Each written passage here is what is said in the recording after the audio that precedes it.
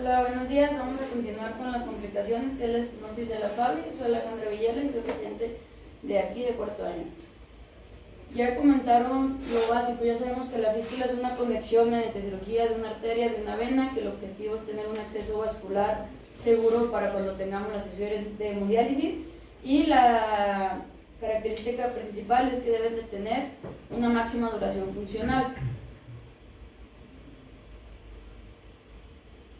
El método de elección para el análisis de la maduración de esta fístula, una vez que ya se realizó, es el ultrasonido Doppler, porque va a permitir estudiar el volumen del acceso en tiempo real, y se recomienda realizar la medición de la arteria nutricia 2 centímetros antes y después de la anastomosis, y otras bibliografías mencionan 5 centímetros. Este dato es importante para la disfunción de la fístula y del injerto, porque como lo mencionó Leo, depende de qué tan cerca esté de la fístula, me puede tener como un falso positivo o un falso negativo. Y la medición del flujo dentro de la fístula es el principal parámetro para ver o para predecir la misma disfunción. Las características normales va a ser que vamos a tener, como ya lo mencionó Leo, vamos a hacerlo un poco más rápido, que va a ser monofásico de baja resistencia. Puede tener una velocidad picosistólica más de 150 centímetros antes de la anastomosis. Si es un injerto protésico, vamos a tener de 100 a 400. Y la anastomosis vamos a tener que, va a ser la arteriovena, va a estar elevada porque, como lo mencionó Leo, va a estar con la confluencia de las velocidades. Vamos a tener arterias caudales y ya va a ser la trifásica de alta resistencia, y la vena de salida va a ser monofásica, turbulenta, de tipo arterial de alta velocidad, o lo que es el TRIL. Las complicaciones: estenosis, trombosis, síndrome de Rowe, aneurisma, pseudoaneurisma, el hematoma o cualquier tipo de colección. Pasándonos a lo que es la estenosis, va a ocurrir en la anastomosis o en la vena de drenaje. Para esto vamos a tener que examinar el trayecto tanto longitudinal como transversal, y dentro de todos ellos vamos a tener que valorar la arteria nutricia, la anastomosis, la vena de drenaje y los tejidos periféricos, porque cuando está reciente la intervención quirúrgica, los tejidos pueden tener demasiado edema y eso va a ser una estenosis no verdadera. Vamos a tener el tratamiento de la estenosis si es más del 50%, si no vamos a ver paulatinamente si va disminuyendo el edema, y si no ya vamos a tener tratamiento como tal quirúrgico. Las estenosis van a ser 3 tipos, van a ser de las arterias a nivel de la anastomosis o venosas. La más común van a ser las venosas en un 90%, y dentro de la misma van a tener 4 tipos. Va a ser la justa anastomótica o perianastomótica, que son 5 centímetros alrededor de la fístula, en el trayecto de la punción, en el arco de la vena cefálica o en una estenosis venosa central. Pasando a lo que son las estenosis arteriales, como ya lo comenté, son menos frecuentes, son aproximadamente el 10%, y vamos a tener lesiones vasculares localizadas del árbol arterial que alimenta esta fístula. Va a haber disminución en el flujo de la fístula y va a persistir una lesión esclerosante o oclusiva. Realmente esto también, como lo mencionó ahorita la doctora, va a ser progresión de la arteriosclerosis existente por la enfermedad de base, que es la insuficiencia renal. En el segundo tipo de nivel de anastomosis vamos a tener la arteriovenosa. Realmente este es un problema técnico durante la realización de la anastomosis quirúrgicamente. Se va a manifestar como trombosis inmediata o precoz del acceso. Y pasando a la estenosis venosa, que es de más del 90%, son la causa más frecuente de disfunción del acceso. Vamos a ver que depende de dónde está localizado, qué etiología, qué frecuencia y qué respuesta tiene al tratamiento. Si tenemos la estenosis yuxtaanastomótica o perianastomótica, es la zona inmediata adyacente a la anastomosis de la fístula hasta los 5 centímetros después de la anastomosis, y tiene una etiología compleja porque puede ser desde la manipulación quirúrgica, los factores hemodinámicos o las alteraciones a la respuesta inflamatoria del endotelio propias de la enfermedad base.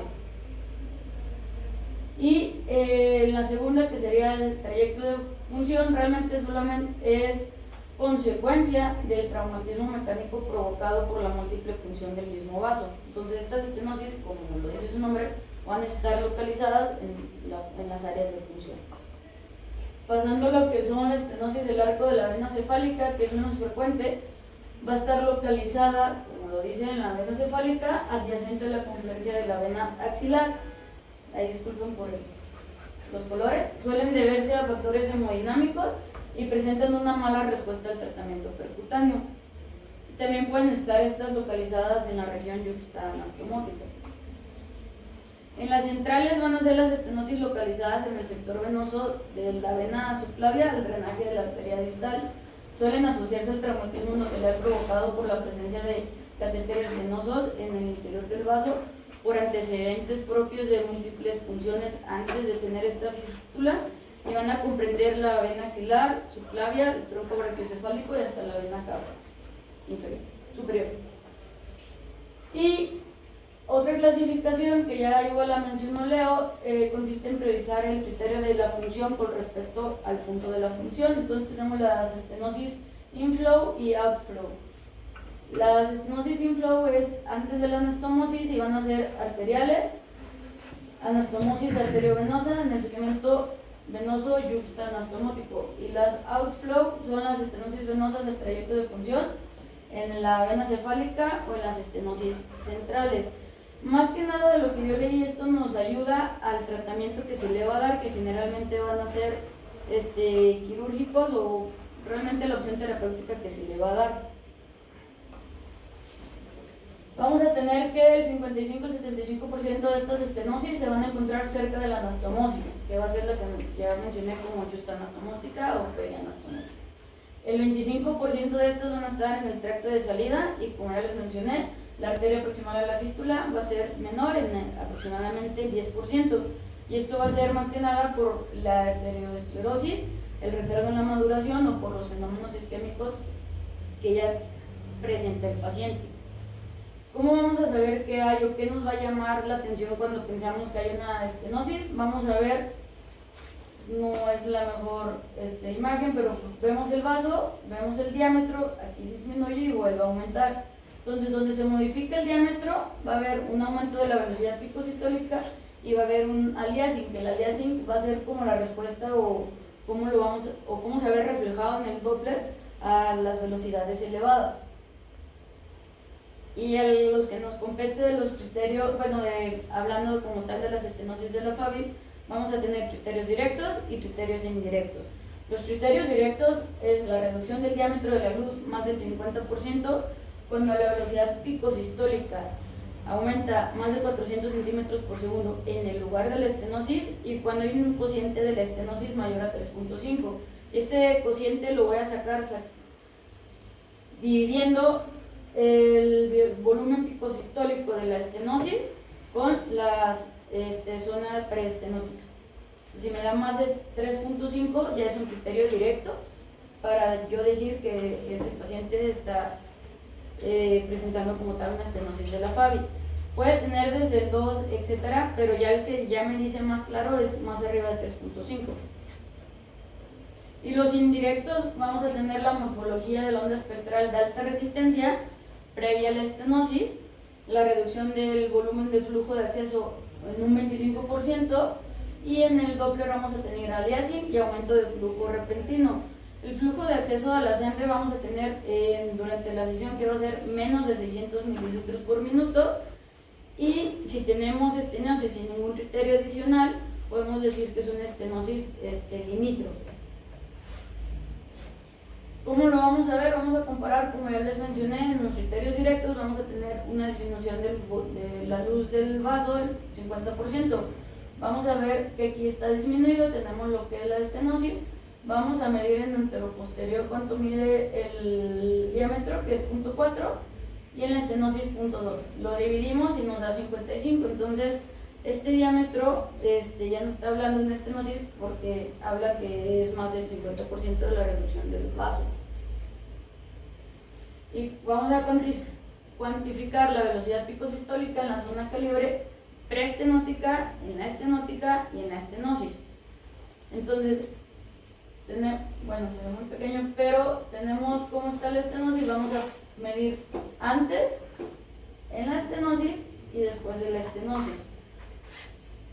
Vamos a sacar otra vez el cociente de la velocidad picosistólica de lo que mencionamos aquí, del 3.5, y lo vamos a sacar en los volúmenes de la preestenosis, postestenosis, de la estenosis, y si es más el 3.5 nos está hablando de un factor directo, de un criterio directo de que esa persona está presentando estenosis. Y eso sería todo, a menos que tengan alguna duda. ¿No hay dudas? Bueno, en general ya vimos prácticamente las complicaciones, no que sean más frecuentes, pero las más importantes que con Doppler podemos descartar. Obviamente, pues un seroma, un pseudoneurisma, alguna colección, pues es identificable porque se va a presentar exactamente igual que en cualquier vaso. Entonces, esas no me generan tanta preocupación, pero bueno, sabemos que existen, ¿no? Entonces ya, para resumir, y mañana voy a darles el resumen general y un poquito de las variantes en relación a los pacientes pediátricos, que sí varían un poquito. Pero bueno, en general, ¿qué llevamos hasta ahora? Bueno, una fístula es la necesidad de un paciente con enfermedad renal crónica que requiere atención inmediata. Dependiendo de las indicaciones del paciente, pues obviamente se va a poner un catéter venoso central, si es rápido, una protésica, el segundo, o una fístula arteriovenosa. La idea de un paciente renal, pues es obviamente que terminara en un trasplante renal, pero como sabemos y vamos a ver la incidencia con el doctor de trasplantes, que pues desafortunadamente la donación en México es muy baja. Pues casi siempre es de donador vivo relacionado, cuando debería ser de donador fallecido, ¿no? Bueno, esa es una. La otra, en lo que llevamos de anatomía, en lo que sabemos, que ¿por qué vamos a utilizar? El sistema venoso superficial, es el que nos interesa. O sea, deben saberse toda la anatomía del brazo, pero bueno, lo que sí tienen que tener siempre presente es la anatomía venosa superficial, que es la que nosotros vamos a ocupar, y la arteria dadora, que son las de mayor calibre, que serían la braquial y la radial, ¿no? Dependiendo del sitio donde se realice la fístula. ¿Qué otro criterio? Bueno, dependiendo la fístula que se elija, por eso existe un estudio prequirúrgico, es decir, previo a la realización de la FABI aquí en México y posterior a la FABI. Los tiempos, obviamente el paciente que es candidato a tener una fístula es porque tiene pues baja probabilidad de donación. Entonces el nefrólogo decide realizar la fístula, pues hay que hacerle una valoración previa. ¿Y qué hay que valorar? Pues lo que tenemos que hacer, ¿no? Valorar los calibres, que es el parámetro más importante previo a la fístula, descartar alteraciones anatómicas, descartar que exista una estenosis, porque obviamente antes de la fístula también puede existir una estenosis, porque sabemos que esos pacientes son enfermos crónicos. Entonces, así como tienen estrecheces arteriales a nivel periférico, también puede existir en los brazos. Pues también hay que descartar estenosis de la arteria o de la vena, trombosis o alteraciones pues ya como secuela que pueden ser colaterales. Entonces sería un criterio de exclusión del paciente, ¿no? O que tengan calibres muy pequeños. Los calibres, mañana lo vamos a ver, ahí les traigo una tablita, que hay que ser muy críticos. Obviamente siempre les he dicho que va a variar mucho en pacientes con talla. Esos criterios que vemos en medida pues son como un promedio universal de criterios que han sacado los expertos, pero en la realidad de población tienes que ser crítico. O sea, no es lo mismo que venga un americano de 1,90 a tomarle los diámetros aquí a la compañera, ¿no? Entonces, obviamente los calibres van a variar mucho. Entonces, en esa cuestión tenemos que ser bien críticos. Entonces, el nefrólogo decirle, ¿sabe qué? Pues sí, apenitas si le llega al 2, pero bueno, la talla de ella no se va a comparar con el de Panty, ¿no? Entonces, ahí sí, siempre hay que ser como críticos en esa parte. Una vez que se realiza el protocolo prequirúrgico y que se cumplen los criterios de calibre, de flujo, que no tenga alteraciones ni anatómicas ni vasculares, bueno, pues ya, ¿qué vamos a emitir en el reporte? Pues lo que hemos estado viendo, ¿no? Calibres, que es lo más importante, el cumplimiento de los índices de resistencia, porque por eso hacemos la famosa maniobra, ¿no? Entonces, en esa maniobra, ¿qué vamos a valorar? Ese test de hiperemia, ¿qué valora? Lo que lo comentó. El cambio de flujo. El cambio de, pero ¿qué valora? O sea, ¿de qué me sirve hacer ese test de hiperemia? El famoso test de Allen que dijeron que 2 minutos, que le suelta, que se invierte.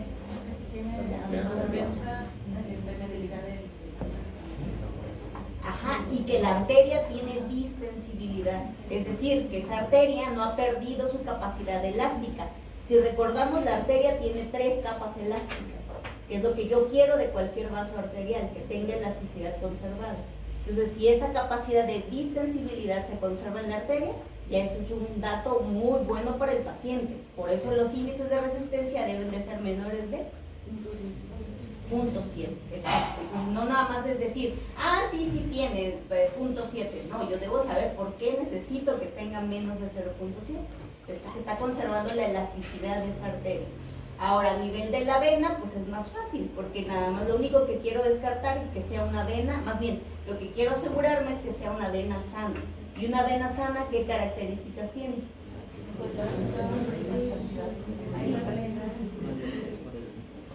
Entonces, que sea compresible, que tenga luz anecoica, que tenga paredes delgadas, que tenga fascicidad conservada y obviamente sea compresible en zonas donde la puedo comprimir.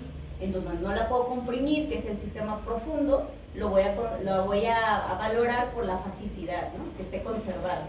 Es más fácil. Y que tenga un espectro monofásico con variación a la respiración. La vena es muy fácil de evaluar. En cualquier parte del cuerpecito, la vena es lo más fácil de ver. Entonces, ya que tiene esos criterios, bueno, pues ya le hacen la fístula, esperamos, dependiendo del tipo de fístula, si es protésica o si es nativa, pues los tiempos de espera, ¿no? Necesarios. A veces el angiólogo es muy aprensivo y le va a decir, no, háganle una valoración al siguiente día. Es obvio que ahí los criterios van a variar. Yo no voy a esperar que esa fístula tenga un volumen flujo de 500. Lo mínimo que debo esperar, ¿cuánto es? 350. Entonces, no, me da 290. Entonces, yo no le puedo decir, ¿sabe qué, doctor? Tiene 290, no cumple de 350, pero creo que es muy pronto. Lo mínimo son 2 semanas. Pero hay angiólogos muy, muy insistentes que seguramente en el medio privado les van a decir, me vale, yo quiero. Bueno, pues ahí ponemos al momento 1 semana, tiene tal. Se requiere esperar 1 semana más para consideración de si está madura o no está madura, ¿no? No irse inmediatamente con decir no está madura, pasó 1 semana, denle chance. Ese es uno. Por eso les digo, hay que ser críticos en relación al paciente que estemos explorando. Pero de toda la evaluación de la fístula, lo más importante es el calibre que va a determinar el volumen flujo. Entonces, conservando el volumen flujo, pues ya el nefrólogo se hará bolas en el sitio de punción. Acuérdense que hay técnicas. Todas las enfermeras que tienen especialización en hemodiálisis son enfermeras muy capaces, porque obviamente tienen técnicas de punción. Entonces, lo ideal, déjenme ver si ahí después le convenzo a algún nefrólogo que nos dé alguna charla ahí breve de la función de la máquina de hemodiálisis, que es importante conocerla, porque obviamente ellos tienen técnicas escalonadas para puncionar. ¿Qué puncionan, la arteria o la vena?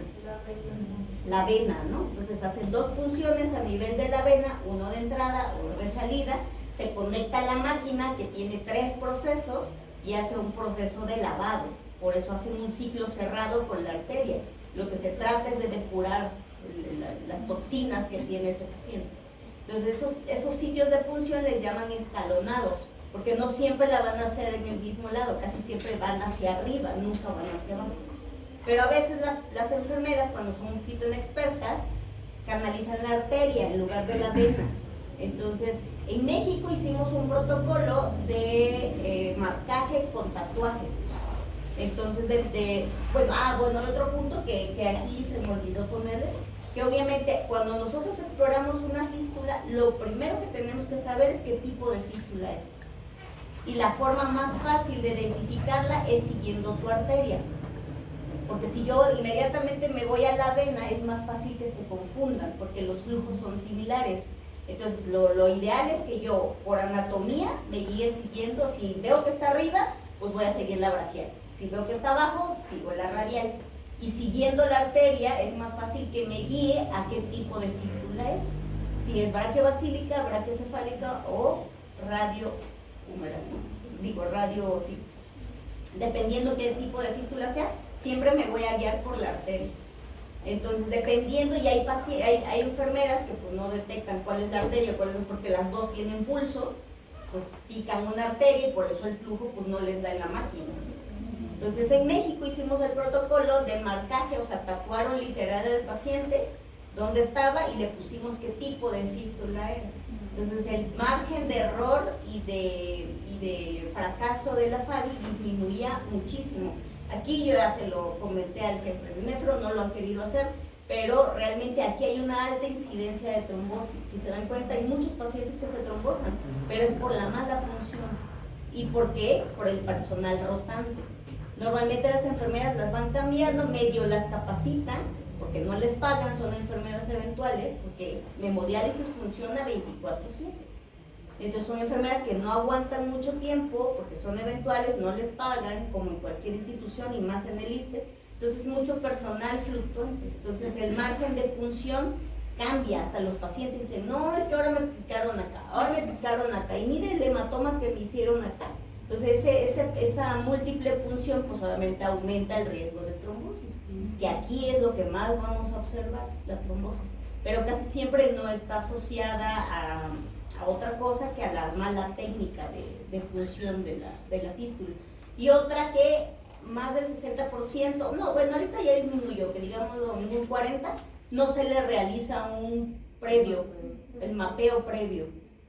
Entonces, ahorita obviamente todo esto que estamos hablando, los R1 y los R2 a lo mejor no se van a orientar mucho porque todavía no están muy inmersos en el tema, pero yo creo que ya los R3 y los R4 ya están más conscientes de lo que estamos hablando, ¿no? ¿Alguna duda hasta ahora? ¿Nada? Yo creo que entonces aquí no se lleva como a cabo su protocolo, ¿no? O sea, de que explorar hacer un mapeo del paciente, o no es tan común hacerlo. ¿Mapeo? Ajá. ¿Mapeo a qué te refieres? Para prequirúrgico. Ajá. No, o sea, lo ideal y la norma dice que hay que hacerlo. Sí, eso sí, es definitivo, pero pues a veces no se hace en primera por premura, en segunda por los tiempos largos de agenda, ¿no? Entre que el angiólogo la valora, porque el nefrólogo solicita la fístula, y aquí hay que le dan la cita con el angiólogo, ¿no? Y que quiera verlo el angiólogo. Entonces ya dice el angiólogo, bueno, está bien, vamos a pedirle el Doppler. Y el Doppler tiene agenda de 4 meses. Entonces ese paciente ya lleva medio año. Entonces por eso a veces no lo hacen y les dice al angiólogo, ya véngase la otra semana y le hago la fístula. Sigue un protocolo previo. Entonces obviamente eso disminuye la tasa de éxito, porque no sabemos si está cumpliendo con el calibre o si ese paciente tiene calcifilaxis ya de la arteria que esté calcificada. Y aún así se le hace. Es lo mismo que pasa en los injertos renales. Lo ideal es que antes del injerto, o sea, al receptor, le hagamos un Doppler para ver si la arteria, las ilíacas están con distensibilidad y no tienen calcificaciones. Porque les ha pasado a los trasplantólogos que ya están trasplantando y resulta que las ilíacas están como varillas duras, ¿no? Hijo, no, pues para anastomosar es una iatrogenia, pues. Porque obviamente la probabilidad de que cause estenosis en la anastomosis es altísima. Pero ni modo que no, o sea, ya tienen el riñón ahí, o sea, ni modo que no lo pongan. Entonces, pero bueno, eso debería, pero hay muchas cosas que deberían ser y otras cosas las que hacemos por la infraestructura, ¿no? ¿Ok? Bueno, pues mañana terminamos.